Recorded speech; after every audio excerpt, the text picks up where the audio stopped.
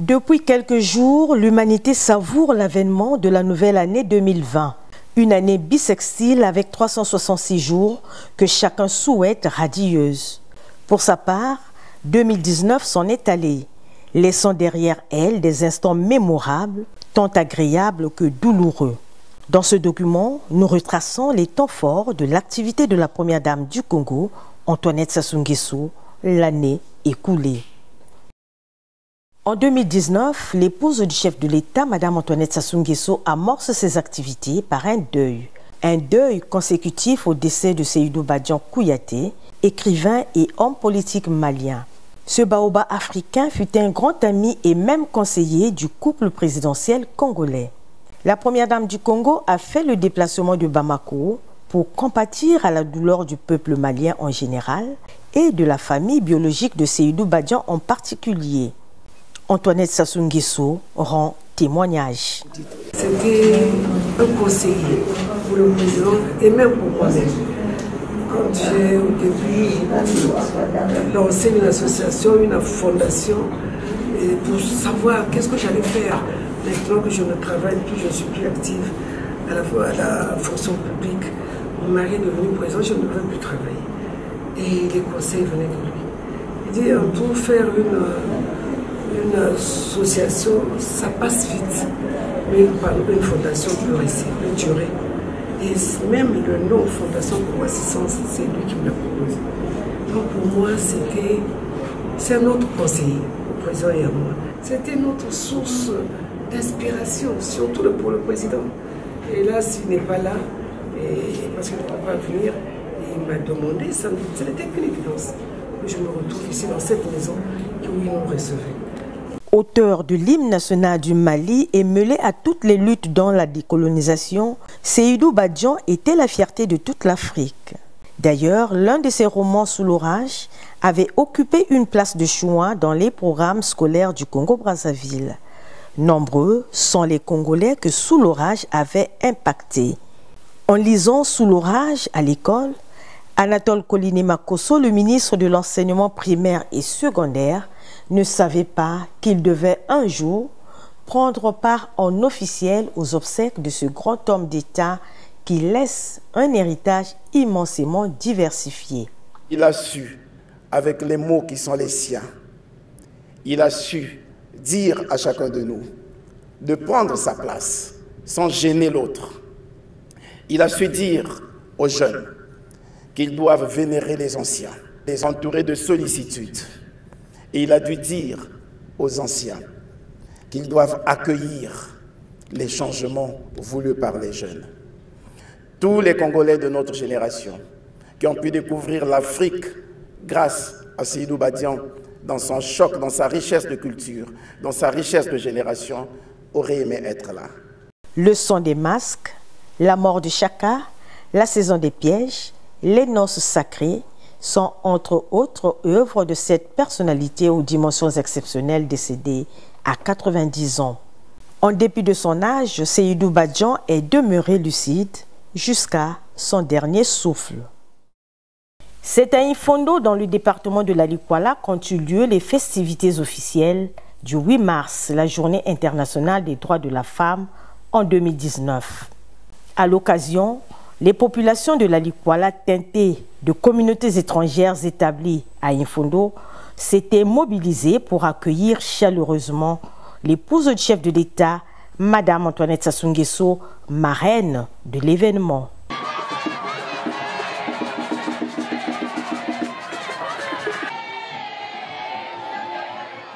La date du 8 mars consacre la lutte des femmes pour la justice, l'égalité, la paix et le développement. Fortement engagée aux côtés de son époux pour le développement socio-économique de notre pays, la première dame du Congo avait mis à profit ce déplacement pour soutenir les activités génératrices de revenus des femmes de la Likuala réunies en coopérative. Motopompe, tricycle Kavaki, matériel aratoire et semences leur avaient été offerts pour améliorer leurs conditions de travail.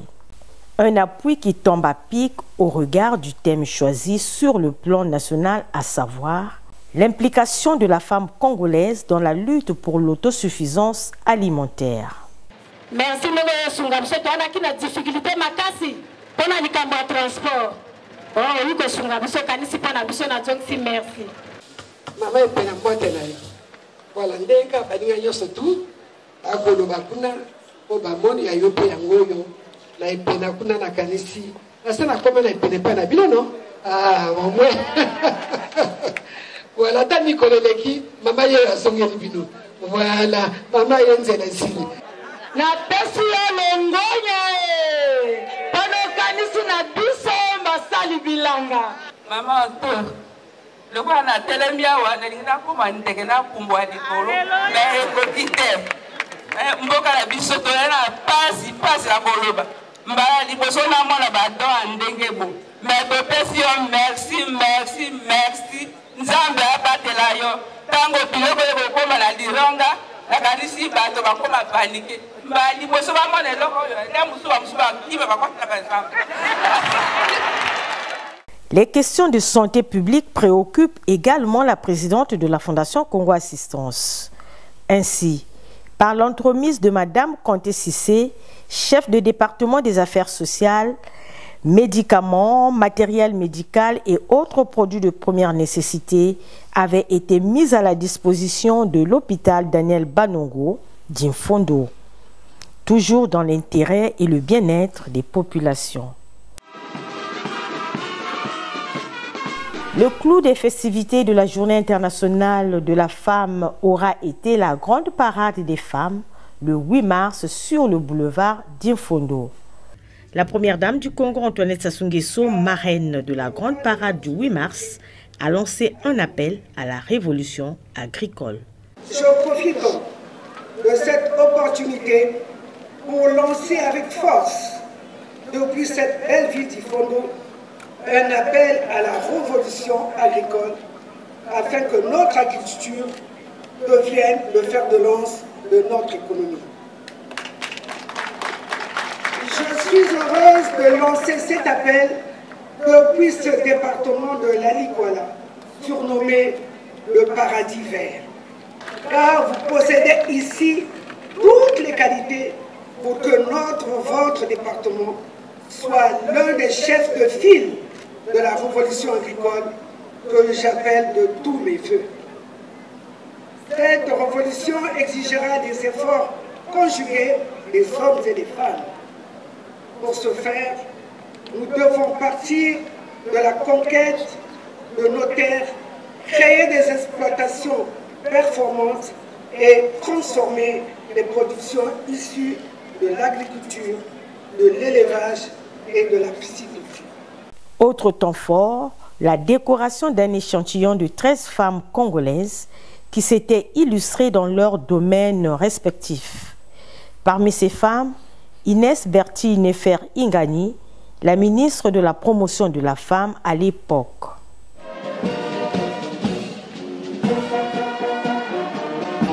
Et la fête était belle, très belle à Imfondo.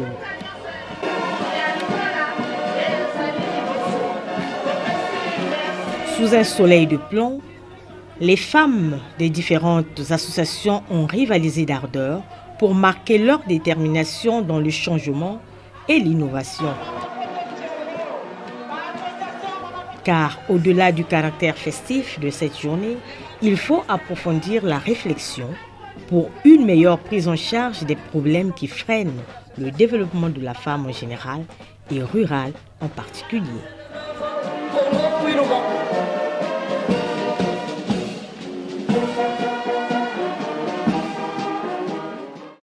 Juste après la partie nord du pays, Madame Antoinette Sassou Nguesso s'était rendue à Pointe-Noire dans le sud, le 17 mars 2019, pour inaugurer l'hôtel Doubletree by Hilton, un joyau touristique sorti des terres Ndjinji grâce à l'investissement de la société italienne Renco qui célébrait les 20 ans de son existence au Congo.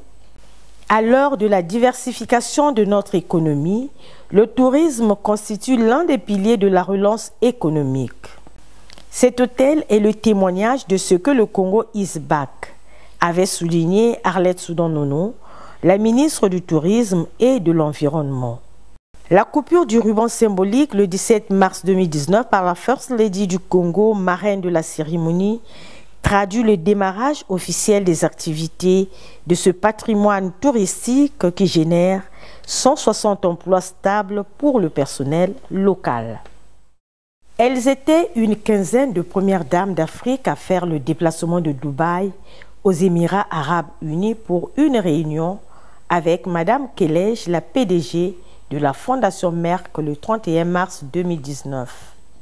Il s'agit des premières dames venues du Botswana, Burundi, Congo-Brazzaville, Gambie, Guinée, Ghana, Libéria, Malawi, Mauritanie, Namibie, Niger, RCA, Sierra Leone, Zambie et Zimbabwe. Conforter le partenariat entre le laboratoire Merck et les États africains, tel est l'objectif de ces retrouvailles. Dans cette dynamique, lors d'une réunion bilatérale du travail, la première dame du Congo, Antoinette Sassou Nguesso, présidente de la Fondation Congo Assistance, et Madame Raja Kelej avaient posé les jalons pour un partenariat entre leurs deux structures.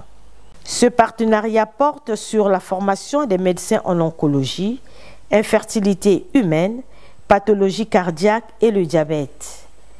Les premières dames avaient également saisi l'opportunité pour échanger sur les expériences de leurs pays respectifs. Par ailleurs, Madame Antoinette Sassou Nguesso avait été désignée ambassadrice de Merck dans le monde par la PDG de la Fondation Merck, Madame Raja Kelej. C'est dans une ambiance de prière, témoignage et action de grâce à Dieu, maître du temps et des circonstances, que s'était déroulée la cérémonie de mise en service de l'orphelinat dite la Maison de l'Enfant, fruit de l'association Le Sourire de l'Orphelin que préside Madame Amédée Ebono. C'était en présence de l'épouse du chef de l'État, Madame Antoinette Sassou Nguesso, la championne des œuvres sociales au Congo. C'est un joyau d'une capacité d'accueil de 24 enfants de 2 à 5 ans, 12 par sexe.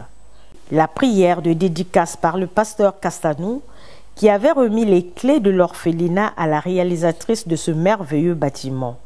La coupure du ruban symbolique et le dévoilement de la plaque par la première dame du Congo ouvraient donc les portes de ce cadre ultramoderne, très propice à l'épanouissement des enfants vulnérables. Un projet noble qui avait surpris plus d'un visiteur quant au confort de la structure. Et oui, c'est bien un orphelinat de Brazzaville. Antoinette Sassou Nguesso au CNTS le 24 avril 2019. La première dame du Congo, soucieuse de la lancinante question de pénurie de sang dans nos hôpitaux, avait fait un don précieux de réactifs et consommables au Centre national de transfusion sanguine, réceptionné par la ministre des Affaires sociales, Antoinette Djinga Djondo. Je voudrais encore me retourner vers le directeur, vers vous qui assurez ce travail, d'être conscient aussi. C'est gratuit. Il faut le donner aussi gratuitement. Ce n'est pas en marchandant le sang, en marchandant ceci, que nous allons devenir des milliardaires. C'est votre devoir, c'est votre conscience qui doit parler. Fluide corporel constitué de globules rouges, de cellules immunitaires encore appelées globules blancs et de plaquettes sanguines, le sang sert à l'oxygénation du corps humain, a-t-on appris au collège. Et donc, le geste de cette dame de cœur tombe à pic quand on sait que le besoin en sang va grandissant chez les femmes enceintes, les enfants, les drépanocytaires et autres. Il est à noter que l'action sociale de la présidente de la Fondation Congo Assistance est soutenue par différents partenaires dont la société chinoise Psychofor. Madame Antoinette Sassou Nguesso, première dame du Congo et présidente de la Fondation Congo Assistance, a participé à la 72e Assemblée mondiale de la santé organisée par l'OMS. Assemblée qui s'est tenue du 20 au 28 mai 2019 à Genève, en Suisse. À cette occasion, l'OMS l'a distinguée comme héros de la santé publique en récompense de son action contre la drépanocytose. Cette distinction honorifique est étroitement liée à son engagement dans la lutte contre la drépanocytose en Afrique et l'unique première dame du continent à avoir érigé un centre pour la lutte contre cette maladie. Cette distinction de marque lui a été personnellement remise par le docteur Tedros Adhanom Ghebreyesus, directeur de l'OMS, le lundi 20 mai 2019 au Palais des Nations Unies à Genève, lors de la 72e Assemblée mondiale de la santé qui avait pour thème la couverture sanitaire universelle. La première dame du Congo exprime sa joie. Je vous remercie, vous tous, d'avoir été le témoin de cet honneur que l'OMS me fait, et surtout à mes anciens collaborateurs, surtout, merci de m'avoir accompagné, et les autres qui sont arrivés et qui ont continué ce chemin avec moi. Je voulais vous dire merci. Et je n'oublie pas le président de la République aussi, hein, parce que dans ce remerciement-là, lui aussi m'a encouragé et m'a laissé faire en fait. Donc, comme vous le savez, pour certains, j'ai parcouru un peu le monde, commençant dans l'Europe, l'Asie, l'Inde et l'Afrique. Et pour moi, aujourd'hui, je ne dirais pas que c'est un couronnement, mais c'est une possibilité de poursuivre ce que nous avons commencé. Et je compte surtout sur le département de la santé, Madame la ministre, et les autres partenaires pour nous accompagner. Parce que ce n'est qu'un début. Nous avons fait, mais ce n'est pas tout. Nous avons encore des malades et il y a des avancées dans le monde. Alors nous devons profiter de ces avancées-là.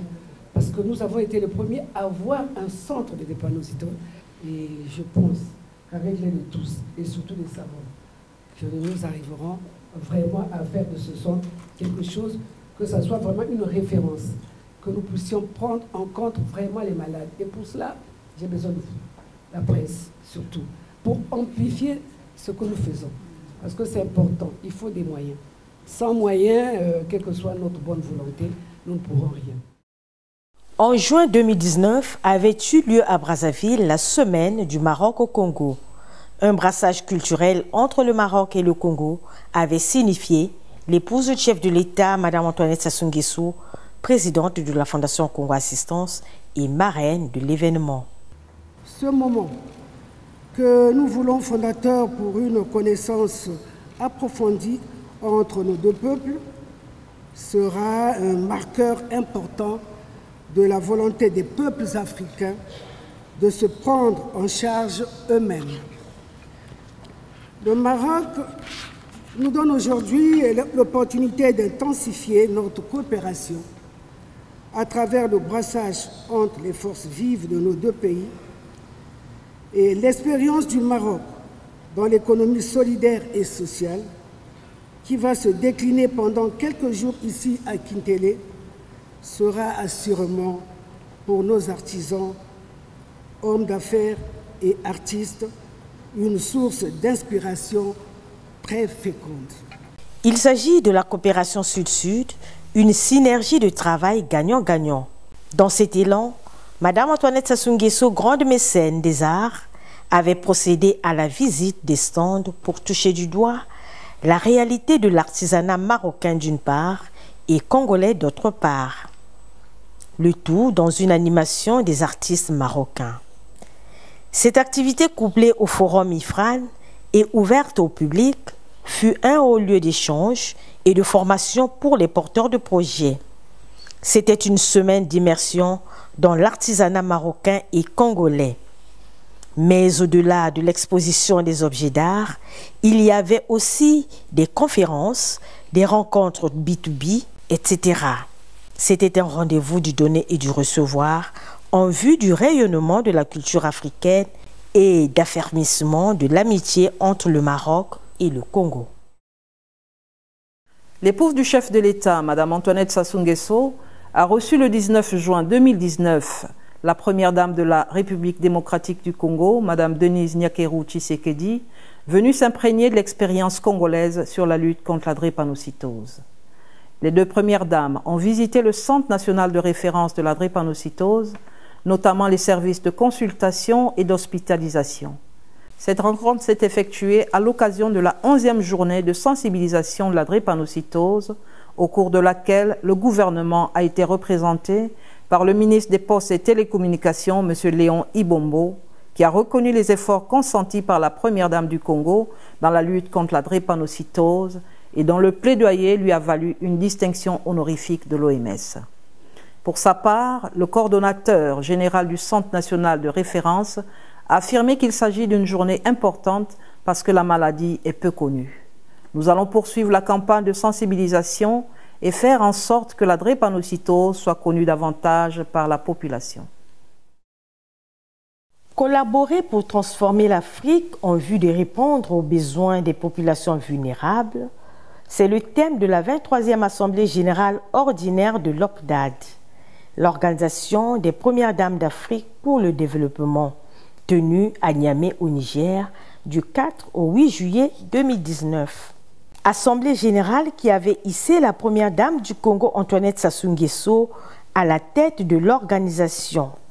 Avec cette brillante élection, la présidente sortante, Mme Sika Kaboré du Burkina Faso, cédait le flambeau à l'une des doyennes de cette organisation vieille de 18 ans aujourd'hui. À l'endroit de la nouvelle présidente, Mme Antoinette Sassou Nguesso, ma grande sœur, mon aînée et fondatrice de notre organisation, je voudrais dire que je me réjouis grandement de votre brillante élection. Vous avez accouché du bébé appelé Obdas qui a aujourd'hui 17 ans. Rien n'est laissé au hasard dans l'histoire. Si vous avez été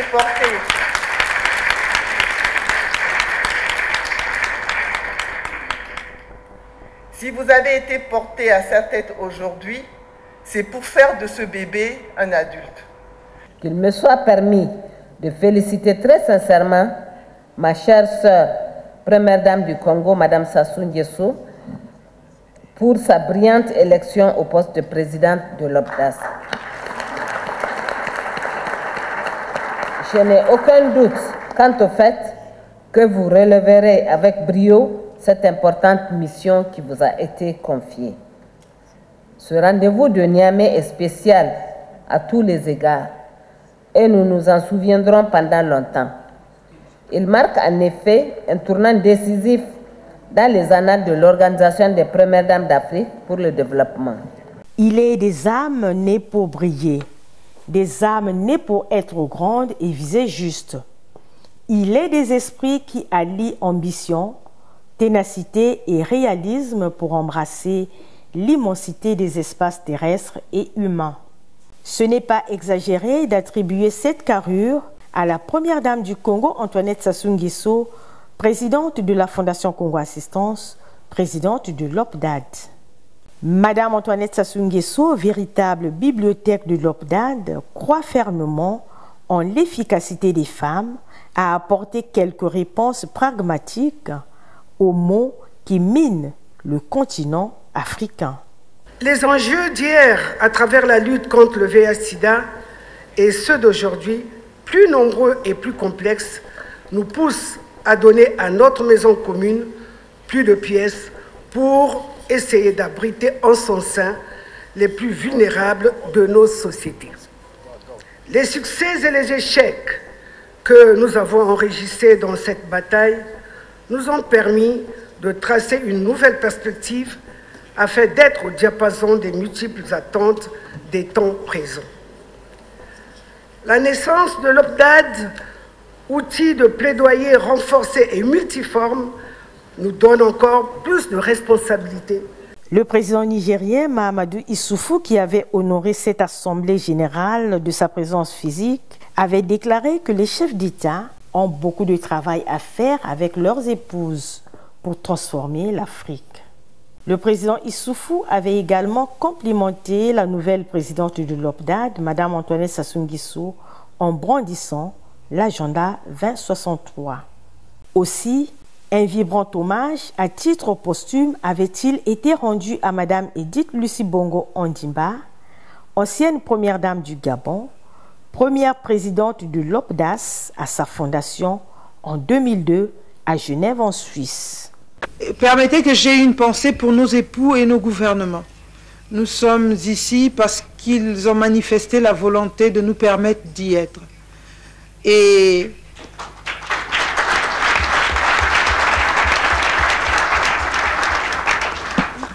sans vouloir monopoliser la parole pour dire merci, Je voudrais enfin demander à toutes mes sœurs et à tous les amis de l'Afrique que, évidemment, une telle présidence a besoin du soutien de tous. Après la phase de transition, une nouvelle page s'ouvre pour l'OPDAD. Les premières dames vont désormais s'investir dans les MTN, maladies tropicales négligées comme la filariose lymphatique, la schistosomiase, l'onchocercose, la lèpre et autres. Le 12 juillet 2019, pendant que le président de la République, Denis Sassou Nguesso, recevait l'ancien ambassadeur de France au Congo, Bertrand Kochiri, en fin de mandat au Congo, l'épouse du chef de l'État, Mme Antoinette Sassou Nguesso, s'entretenait, elle, avec l'épouse du diplomate français, Mme Tamsir Kochiri. La récente et brillante élection de la première dame du Congo à la tête de l'OPDAD devait être au menu de l'entretien. Au moment de quitter le Congo, Mme Tamsir Kochiri avait reçu quelques souvenirs du Congo des mains de la présidente de la Fondation Congo Assistance, Mme Antoinette Sassou Nguesso, présidente de l'Organisation des Premières Dames d'Afrique pour le développement. Accueillie chaleureusement à son arrivée le 2 août à Mouyonzi, l'époux du chef de l'État, Mme Antoinette Sassou Nguesso, a apporté sourire et joie aux populations de Mouyonzi et ceux des villages environnants, avec la remise des dons comportant des produits de première nécessité à l'hôpital de base de Mouyonzi et des vivres ainsi que des vêtements aux personnes du 3e âge qui n'ont pas manqué de remercier l'époux du chef de l'État. C'est dans une ambiance tout à fait particulière que s'est déroulée le samedi 3 août à Mouyonzi, dans le département de la Bouenza, la cérémonie de pose de la première pierre du Centre national de formation initiale et continue des enseignants au lycée de Mouyonzi. La cérémonie a été placée sous le patronage de l'époux du chef de l'État, Mme Antoinette Sassou Nguesso, présidente de la Fondation Congo Assistance, ancienne pensionnaire de cette école. L'objectif est de redonner à cette école sa vocation première de formation, portée par la première dame Antoinette Sassou Nguesso, qui a toujours œuvré pour l'amélioration du système éducatif au Congo. Le Centre national de formation est érigé sur un terrain de 19 hectares, comportant plusieurs bâtiments. Les travaux de ce centre sont réalisés par la société Sino-Congo Forêt pour une durée d'1 année. La création de ce centre s'inscrit dans le cadre du projet d'appui à l'amélioration du système éducatif en partenariat avec la Banque mondiale. Kinkala, chef-lieu du département du Poul, le 12 août 2019. Il faisait beau, un temps ensoleillé, imbibé de fraîcheur de saison sèche. Le préfet Joseph Kilébé conduisait les corps constitués locaux et les populations en liesse pour saluer l'arrivée de l'épouse du chef de l'État, Mme Antoinette Sassou Nguesso, présidente de la Fondation Congo Assistance, présidente en exercice de l'OPDAD, l'Organisation des Premières Dames d'Afrique pour le développement. Fortement engagée dans la protection du couple mère-enfant, Mme Antoinette Sassou Nguesso effectuait ce déplacement pour la mise en service de l'extension de l'hôpital de référence de Kinkala. Il s'agit de 3 nouveaux bâtiments abritant les services de pédiatrie, mère et enfant et gynéco-obstétrique. C'est le ministre Jean-Marc Tister-Tchikaya qui avait remis la clé de cette clinique flambant neuve à la ministre de la Santé, Jacqueline Lydia Mikolo, qui à son tour avait transmis au préfet du Poul, puis au médecin chef de l'hôpital. Cette extension, don de la SNPC, entre dans le cadre du vaste chantier de revitalisation des districts sanitaires du Poul, un département dévasté par des conflits. Fortement attentionnée, Mme Antoinette Sassou Nguesso n'était pas allée bras ballants. Les mères poules et porteuses avaient eu la joie et le bonheur de recevoir des cadeaux des mains de l'épouse du chef de l'État en cette veille du 59e anniversaire de l'indépendance de notre pays. Maman Antoinette, merci. La première dame du Congo, Mme Antoinette Sassou Nguesso, a reçu tour à tour, le mardi 20 août 2019, le sous-secrétaire d'État américain chargé de la santé et de l'action humanitaire, Brett Gerior, ainsi que le directeur général de l'OMS, le Dr Tedros Adhanom Ghebreyesus. Faire du Centre national de lutte contre la drépanocytose un futur centre collaborateur de l'OMS et prendre en charge les malades drépanocytaires étaient les questions débattues au cours de ces deux audiences. En marge de la 69e session du comité régional de l'OMS, qui s'est ouverte le 19 août 2019 à Brazzaville, une session parallèle s'est tenue le mercredi 21 août 2019, présidée par Mme Antoinette Sassou Nguesso, marraine de la lutte contre la drépanocytose à la cité de l'OMS. Au cours de cette cérémonie, Mme Rebecca Moeti, réélue à la tête de l'OMS Afrique, a vivement remercié l'époux du chef de l'État pour tous ses efforts consentis dans la lutte contre la drépanocytose, efforts qui lui ont valu la reconnaissance de l'OMS comme héros de la santé publique. Mme Antoinette Sassou Nguesso a partagé son expérience dans le combat qu'elle a mené en Afrique et dans le monde durant plusieurs années dans la lutte contre cette maladie génétiquement transmissible qu'est la drépanocytose. Un plaidoyer qui a permis aux Nations Unies de reconnaître cette maladie comme problème de santé publique. J'ai été guidée dans mon implication, comme je le dis souvent, par une réalité charnelle et non virtuelle. Les cris de douleur des enfants de la famille et les va-et-vient incessants vers les hôpitaux, je les ai connus. Nous pensions et nous pensons toujours que le dernier étage de notre édifice doit être la création d'un fonds national basé sur des financements innovants afin d'assurer l'accès à tous des avancées thérapeutiques issues de la recherche. Aux États-Unis, où elle a séjourné du 20 au 28 septembre 2019, la première dame du Congo, Antoinette Sassou Nguesso, a eu un agenda chargé. Son séjour de travail a été marqué par plusieurs activités, parmi lesquelles des séances de travail, des sessions de haut niveau, des tables rondes, ainsi que des échanges avec les partenaires.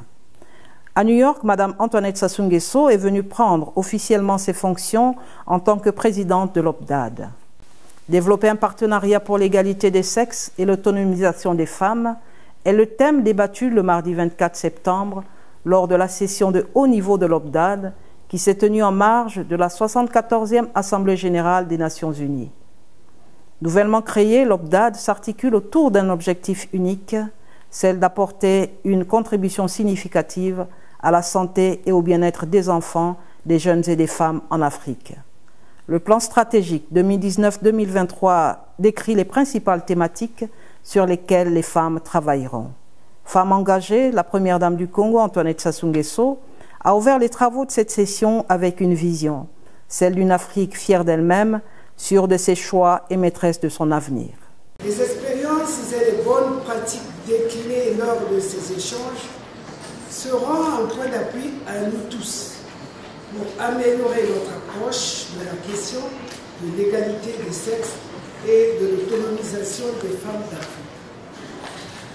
Plus que jamais, nous devrions sortir des grandes proclamations pour nous engager résolument sur le terrain à rendre effectif les différentes préconisations énoncées ici. Je suis convaincu que les engagements pris ici seront dans la droite ligne de notre plan stratégique, s'exécuter avec beaucoup plus de dynamisme et de rigueur. La drépanocytose, véritable problème de santé publique, est une maladie qui touche plus de 50 millions de personnes à travers le monde. La sensibilisation ainsi que la prévention sont nécessaires afin de venir à bout de cette maladie. C'est donc dans ce cadre que la présidente de l'Initiative mondiale pour le développement a initié une table ronde le 24 septembre à New York. Table ronde qui a connu la participation des premières dames d'Afrique, parmi lesquelles Mme Antoinette Sassou Nguesso. Médecins, chercheurs et experts se sont retrouvés afin de trouver des stratégies de lutte contre cette maladie. Dans le but de faire avancer les soins et les recherches, Mme Antoinette Sassou Nguesso a suggéré la création d'un fonds mondial. Comme je l'ai dit devant la 69e conférence régionale de l'OMS en août dernier à Brazzaville, je suggère que nous approfondissions la réflexion sur la création d'un fonds international dédié à la lutte contre la drépanocytose. L'on peut être en droit de dire l'espoir est permis. Naissant de l'OPDAS, l'Organisation des Premières Dames d'Afrique pour le développement, OPDAD en sigle, a une nouvelle présidente, Madame Antoinette Sassou Nguesso, Première Dame du Congo. La cérémonie de passation de charge s'est déroulée au siège de la représentation du Burkina Faso à New York, entre Madame Sika Adjovi Kaboré du Burkina Faso, qui a passé 18 mois à la tête de cette organisation, et Madame Antoinette Sassou Nguesso, qui a pris les commandes pour une durée de 2 ans. Madame Kaboré reconnaît que l'OPDAD est une organisation encore jeune et qu'il faille la sortir de l'adolescence pour en faire une adulte responsable qui fera la fierté de ses nombreuses mamans pour une Afrique forte et unie. Avec les nombreux défis à relever, la présidente de l'OPDAD souhaite avoir le soutien de toutes les premières dames afin de faire aboutir le nouveau plan stratégique.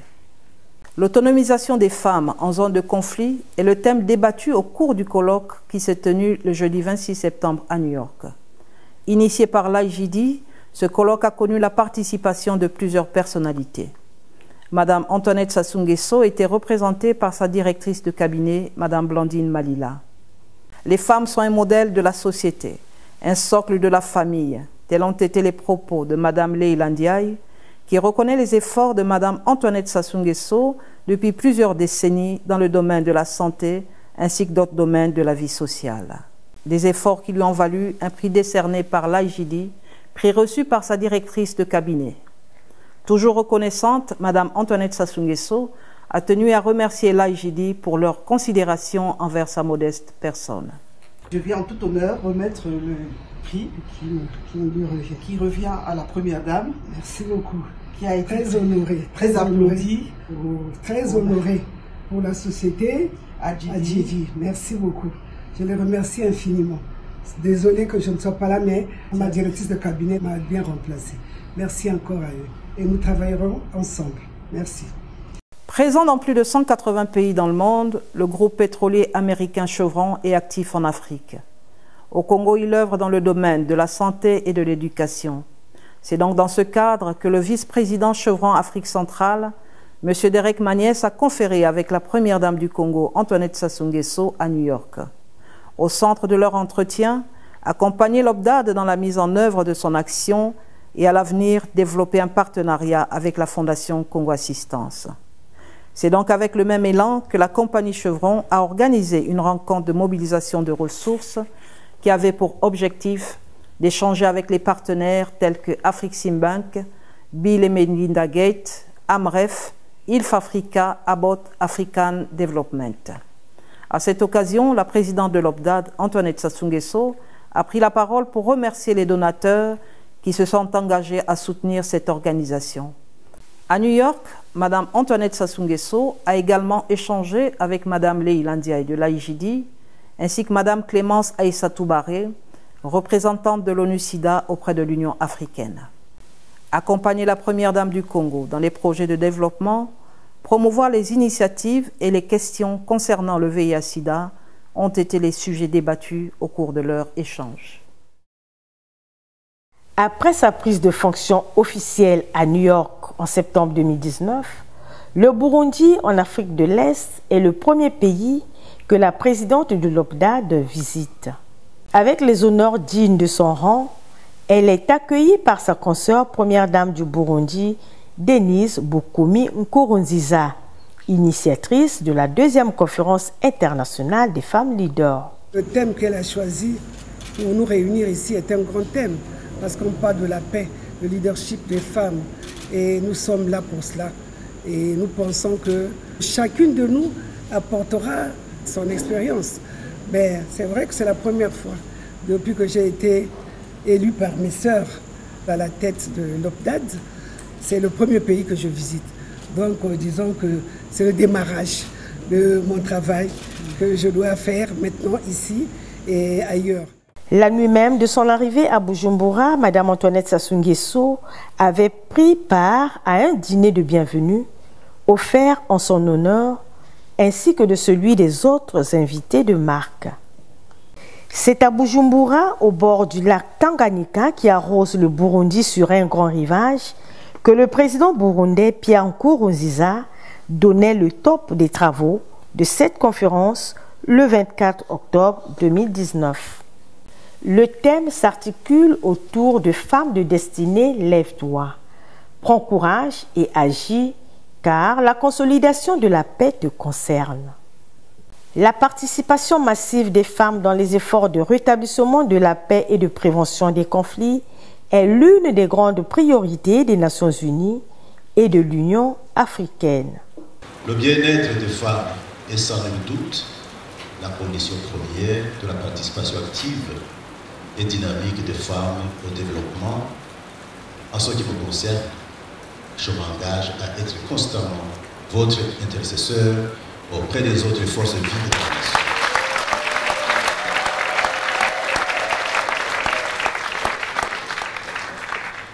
Excellences, distingués invités, mesdames et messieurs, associer les femmes au processus de paix élargit les perspectives, favorise l'ouverture et la diversité et permet aux artisans de la paix de répondre aux préoccupations d'un plus large éventail des parties prenantes. Cela qui conduit de manière avérée à une paix plus durable.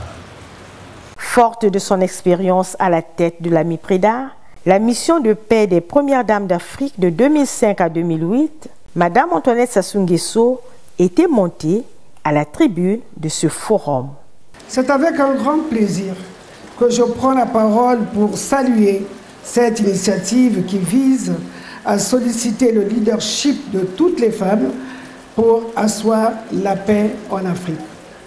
Conscient que les conflits fragilisent la stabilité des économies africaines et par conséquent remettent en cause le progrès du continent, les chefs d'État d'Afrique avaient intégré la paix et la sécurité dans l'agenda du sommet de l'Union africaine tenu en 2018 à Nouakchott, à l'issue duquel ils avaient résolu de procéder à des réformes profondes devant privilégier la résolution des conflits par des moyens pacifiques.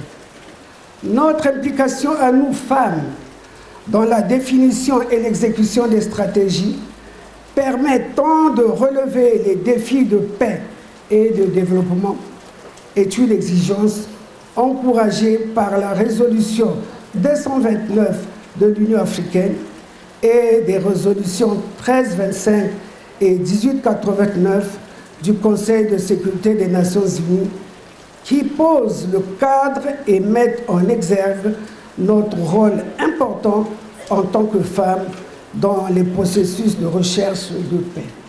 Au terme de 3 jours de partage enrichissant, les travaux de cette conférence s'étaient achevés sur la mise en place d'une plateforme pour faciliter l'interaction des femmes aux différents niveaux de leadership. Chaque année, l'Église catholique offre une occasion en or à qui veut la saisir pour commémorer les défunts. C'est le 2 novembre. Par contre, le 1er novembre, c'est la Toussaint, la fête de tous les saints, connue et anonyme. Et tout homme aspire à la sainteté qui réside dans les petites choses. Les parents défunts en s'en souviennent toujours, quel que soit le temps passé. C'est ce qui explique la couronne de fleurs, imbibée d'amour et de tendresse, que l'épouse du chef de l'État, Madame Antoinette Sassou Nguesso, avait déposée le 1er novembre 2019 sur la tombe de sa maman, Albertine Julienne Diembo, au cimetière du centre-ville de Brazzaville. Par ce geste, la première dame du Congo pensait également à ses parents décédés, notamment Madame Marie-Louise Potondiembo, sa mère, dont la sépulture se trouve à Kinshasa-Gombe en RDC. N'est-ce pas un devoir pour les vivants de prier pour les morts? L'événement de haut niveau qui s'est tenu le 2 décembre 2019 à Kigali, en marge de la 20e conférence internationale sur le sida et les infections sexuellement transmissibles, avait pour thème « Leadership des premières dames dans la lutte contre le VIH-Sida », a connu la participation des 6 premières dames d'Afrique, parmi lesquelles Mme Jeannette Kagame, qui a prononcé l'allocution de bienvenue en saluant les efforts des premières dames d'Afrique dans la lutte contre le VIH-Sida. La première dame du Congo, Mme Antoinette Sassou Nguesso, qui a honoré de sa présence à cet événement de haut niveau en tant que présidente de l'OPDAD, a reconnu que le leadership des premières dames a permis d'enregistrer des succès dans la lutte contre le VIH et le sida. Lutte qui a valu la reconnaissance des partenaires publics et privés. Mme Antoinette Sassou Nguesso voudrait rassurer aux partenaires et aux populations qu'elles continueront à accorder une attention soutenue à la lutte contre le VIH et le sida.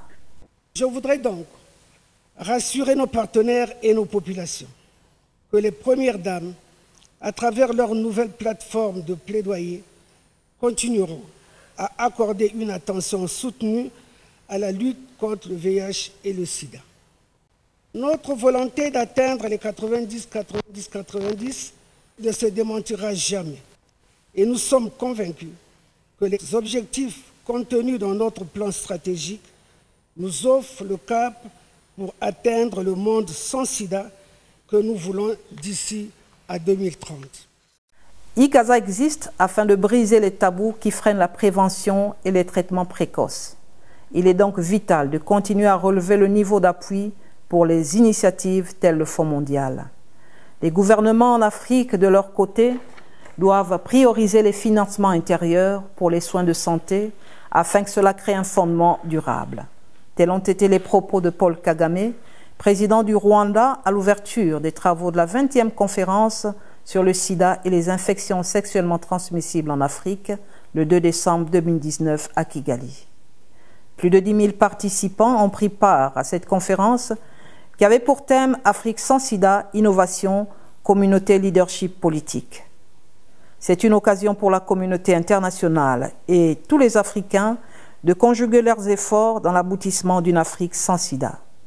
Éminents scientifiques, décideurs politiques, militants, leaders de gouvernement se sont joints au débat afin de plaider en faveur du renforcement des systèmes de santé et d'une collaboration multisectorielle.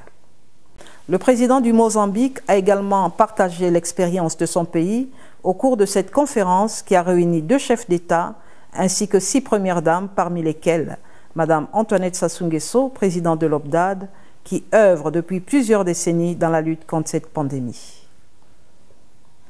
La conférence africaine sur le leadership s'est également tenue le 2 décembre à Kigali, au Rwanda. Au cours de cette conférence, les panélistes ont discuté sur les politiques à mettre en place et les stratégies à utiliser pour mettre fin au sida. Grâce au leadership du gouvernement, impulsé par le chef d'État qui a pu mobiliser et sécuriser les fonds nécessaires pour le financement du système de santé, le Rwanda atteindra les objectifs 90-90-90 fixés par l'ONU-SIDA. Les autres gouvernements devront suivre l'expérience du Rwanda, trouver des pistes de solutions, comment mobiliser et sécuriser les fonds. La directrice exécutive de l'ONU-SIDA a proposé quelques pistes de solutions sur le financement innovant, notamment les taxes fiscales que les gouvernements peuvent capitaliser afin d'investir dans leur système de santé.